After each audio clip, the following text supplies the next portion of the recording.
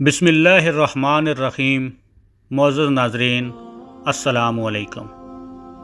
ناظرین، حضرت آسیہ رضی اللہ تعالی عنہا مصر کے بادشاہ ریان بن ولید کی اولاد میں سے تھیں۔ آپ کا نسب کچھ یوں ہے: آسیہ بنت مزاحم بن عبید بن ریان بن ولید۔ یہ ریان بن ولید وہی ہیں جو حضرت یوسف علیہ السلام کے زمانے میں بادشاہ مصر تھے اور آپ علیہ السلام پر ایمان لے آئے تھے۔ حضرت آسیہ رضی اللہ تعالی عنہا مصر کے انتہائی ظالم و جابر بادشاہ فرعون کی بیوی تھیں۔ بادشاہ وقت کی بیوی ہونے کے سبب آپ کے پاس مال و دولت کی کثرت تھی، لیکن اس کے باوجود آپ غرور و تکبر کا شکار نہیں تھیں، بلکہ آپ کا دل غریبوں کی محبت سے سرشار اور ان پر شفقت کے جذبے سے معمور تھا۔ آپ دل کھول کر ان پر صدقہ و خیرات کیا کرتی اور اسی وجہ سے آپ کو ام المساکین یعنی مسکینوں کی ماں کہا گیا ہے۔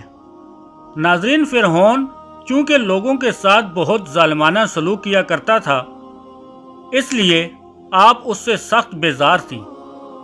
فرعون سے آپ کا نکاح بھی خوشی سے نہیں ہوا تھا، بلکہ آپ اور آپ کے والد دونوں اسے ناپسند کرتے تھے۔ فرعون نے بادشاہت کے زور پر زبردستی آپ سے نکاح کیا تھا، لیکن اللہ پاک نے آپ کو اس سے محفوظ رکھا اور وہ شادی کی پہلی رات اور بعد میں کبھی بھی آپ کے قریب آنے پر قادر نہ ہوا۔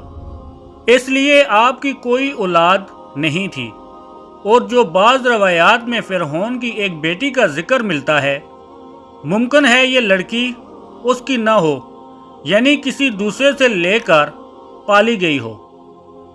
ناظرین، حضرت آسیہ رضی اللہ تعالی عنہا کو یہ اعزاز بھی حاصل ہے کہ آپ نے حضرت موسیٰ علیہ السلام کا نام رکھا۔ حضرت سیدنا موسیٰ علیہ السلام کی والدہ نے فرعون کے سپاہیوں کے ڈر سے آپ کو ایک صندوق میں رکھ کر دریا میں ڈال دیا۔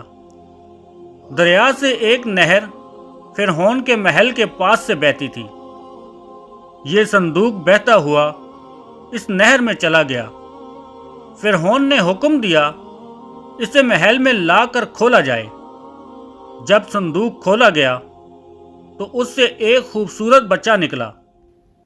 ناظرین، قبطی زبان میں پانی کو منہ اور درخت کو سا کہتے ہیں۔ یہ صندوق پانی اور درختوں کے درمیان پایا گیا تھا، اس وجہ سے حضرت بی بی آسیہ رضی اللہ تعالی عنہا نے آپ کا نام موسیٰ رکھا۔ ناظرین، اسی امید سے آپ سے اجازت چاہیں گے کہ آپ کو ہماری یہ ویڈیو ضرور پسند آئی ہوگی۔ انشاءاللہ ملتے ہیں بہت جلد ایک نئی اور معلوماتی ویڈیو کے ساتھ۔ خدا حافظ۔